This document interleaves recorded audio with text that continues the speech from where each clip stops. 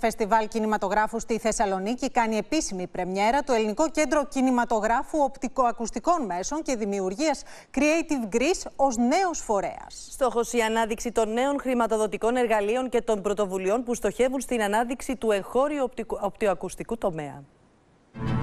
Τα χρηματοδοτικά εργαλεία, τα επενδυτικά κίνητρα και οι πρωτοβουλίες που στηρίζουν τον οπτικοακουστικό και δημιουργικό τομέα της χώρας θα αναδειχθούν στην επίσημη παρουσίαση του Ελληνικού Κέντρου Κινηματογράφου Creative Greece ως νέος φορέας την 5η 31 Οκτωβρίου στο 65ο Φεστιβάλ Κινηματογράφου Θεσσαλονίκης. Το Ελληνικό Κέντρο Κινηματογράφου Οπτικοακουστικών Μέσων και Δημιουργίας, το Creative Greece, ουσιαστικά περιλαμβάνει μια σειρά εργαλείων χρηματοδοτικών τα οποία στηρίζουν την κινηματογραφική τέχνη αλλά και την οπτικοακουστική βιομηχανία.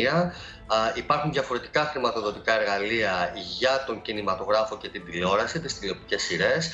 Υπάρχει για πρώτη φορά ξεχωριστό χρηματοδοτικό εργαλείο για τα κινούμενα σχέδια, το animation, αλλά και την επαυξημένη και εικονική πραγματικότητα στις οπτικοακουστικές παραγωγές. Και υπάρχει και ένα τρίτο εργαλείο ξεχωριστό που είναι για τα ψηφιακά παιχνίδια. Ένα από τα ισχυρότερα επενδυτικά κίνητρα που προσφέρει το ΕΚΟΜΕΔ στους Έλληνες και ξένους παραγωγούς είναι η επιστροφή έως και 40% της επένδυσης. Προκειμένου να προσελκύσουμε επενδύσεις, αυτό που κάνουμε είναι να τους δίνουμε μια επιστροφή ύψους 40% προκειμένου η χώρα να ευνοηθεί από το υπόλοιπο 60% της επένδυσης που γίνεται στον τομέα αυτό.